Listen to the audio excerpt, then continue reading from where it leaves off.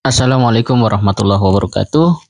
Berita yang menarik ya, survei indikator elektabilitas Ganjar dan Prabowo naik, Anies menurun. Wah, wah, wah, menarik ini. Yuk kita lihat bahwa menurut Republika ID, indikator politik Indonesia merilis hasil survei terkait elektabilitas bakal calon presiden yang disebut berpotensi berkontestasi di pemilihan presiden 2024. Berdasarkan simulasi semi terbuka terhadap 10 nama, elektabilitas Gubernur Jawa Tengah Ganjar Pranowo berada di posisi teratas dengan 31,5%. Wah, ini pasti akan mengundang pertanyaan, nalar kritis, atau bahkan penolakan dari publik. Mengapa? Karena rilis ini dikeluarkan pada saat Jawa Tengah sedang dilanda banjir dan Ganjar banyak melakukan blunder yang mengundang reaksi dari masyarakat, tidak hanya Jawa Tengah, tapi mungkin sebagian besar dari wilayah-wilayah lainnya. Nah, mengapa kemudian survei ini muncul pada saat Jawa Tengah dilanda banjir? Apakah ini dalam rangka untuk misalnya ya, potensial mengalihkan diskusi publik dari banjir ke survei, ataukah justru survei ini akan ikut tenggelam sebagaimana banjir menenggelamkan banyak jalan-jalan bahkan rumah penduduk di Jawa Tengah ya. Dan sahabat kalian, kita lihat angka tertinggi Ganjar ini satu fakta yang luar biasa, dan ini pasti akan membuat banyak orang melihat bahwa wah, kok bisa begitu ya kan. Nah, karena apa yang terjadi dalam survei dengan realitas di lapangan bukan saja tidak terkonfirmasi, tetapi publik melihat apa relevansinya gitu kan. Kok bisa dalam survei seperti itu Ganjar bisa yang teratas ya dengan posisi 31,5%, sedangkan Anies Baswedan hanya 24,4% dan yang lainnya di bawah lagi. Nah, sahabat kalian, itu disampaikan oleh Direktur Eksekutif Indikator Politik Indonesia Burhanuddin Muhtadi dalam konferensi pers daring pada 4 Januari 2023. Dan kita coba lihat bahwa rilis itu merupakan buah dari survei yang dilakukan mulai 1 sampai 6 Desember 2022 dengan jumlah responden sebanyak 1.220 orang. Populasi survei adalah warga negara Indonesia yang tersebar di 34 provinsi yang telah memiliki hak pilih.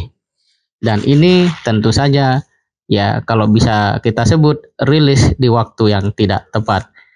Mungkin hasilnya menggembirakan dalam tanda kutip ya bagi pihak tertentu, tetapi pada saat yang sama berita atau hasil daripada riset atau penelitian ini bertentangan dengan realitas yang sedang terjadi. Mana kira-kira publik akan melihat apakah hasil survei itu yang dipercaya ataukah banjir yang di depan mata itu yang sebenarnya harus menjadi sebuah catatan penting bahwa lembaga survei harus juga memperhatikan aspek-aspek lainnya. Dan ini semakin membuat ya masyarakat kritis dan ingin tahu lebih banyak mengapa ada hasil survei yang seperti itu. Tapi kalau dilihat tanggalnya, ya boleh jadi situasi waktu itu sedang aman. Tetapi kalau dilihat kenapa rilis sekarang dan bertemu dengan fakta banjir Jawa Tengah di mana-mana, tentu saja hasil rilis ini tidak sekedar mungkin ada yang menganggap sebagai satu hal yang bertentangan, tapi di saat yang sama boleh jadi akan ada yang menganggap dalam tanda kutip lucu sekali ya gitu ya. Dan di website Republika sendiri itu ada juga sudah ada orang berkomentar dan dia mengatakan hasil survei bergantung siapa yang pesan lah. Surveinya di mana lur? Di kolam ye. Gila bener banjir bandang di Semarang dan Jateng aja surveinya nomor wahid. Nggak kerja tuh. Apalagi kerja, ini survei abal-abal ya. Nah ini pertanyaan orang ya, dan memang seperti tadi kita sampaikan ya, rilis ini keluar pada saat masyarakat justru melihat posisi Gubernur Jawa Tengah sedang kesulitan untuk mengatasi banjir, dan pada saat yang sama tentu saja karena selama ini Ganjar selalu menjadi tokoh yang diopinikan kuat untuk menjadi capres, pasti ini akan mengundang penolakan dari masyarakat itu sendiri. Kemudian ada satu lagi komentar survei ke netizen dan buzzer ya. Wis, sakarepmu lah. Nanti kita saksikan realitas saja.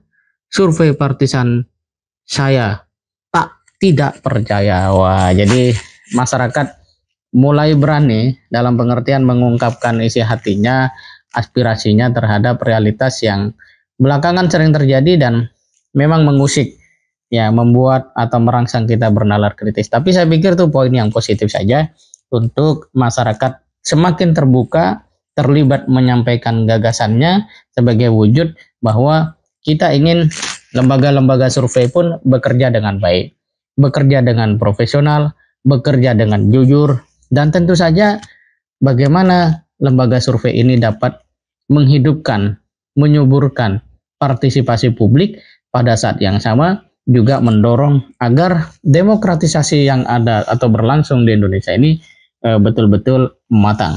Dan itu memang salah satu tugas penting yang seluruh pelaku atau pegiat survei di Indonesia harusnya mengedepankan itu, ya, kejujuran dan seterusnya. Nah, ini kalau kita lihat juga ada sebuah artikel sejauh mana lembaga survei bisa dipercaya.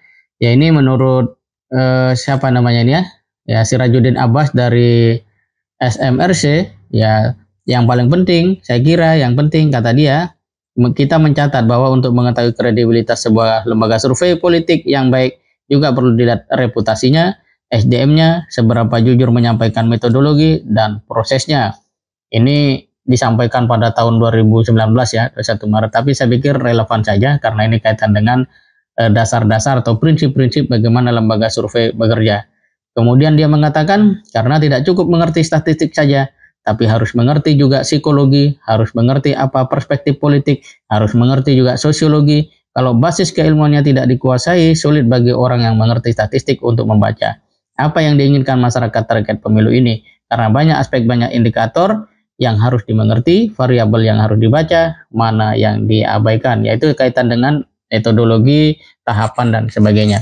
Kemudian dia mengatakan, lainnya bagaimana runutan dan apa temuan survei ini bisa dicapai, dari mana prosesnya, misalnya cara bertanya harus dijelaskan, dan juga bagaimana temuan itu disampaikan ke publik. Kadang-kadang kan ada juga yang disampaikan ujungnya saja, itu yang memunculkan kebingungan di tengah masyarakat, tuturnya. Nah, sahabat kalian, dari fakta ini kita bisa melihat bahwa kadangkala manusia punya rencana atau bahkan memiliki sebuah data yang secara ilmiah mungkin bisa didadarkan, bisa dipertanggungjawabkan, tapi kemudian dengan realitas semua yang ditemukan itu tidak lain dari hanya sebuah hal yang masyarakat melihat omong kosong.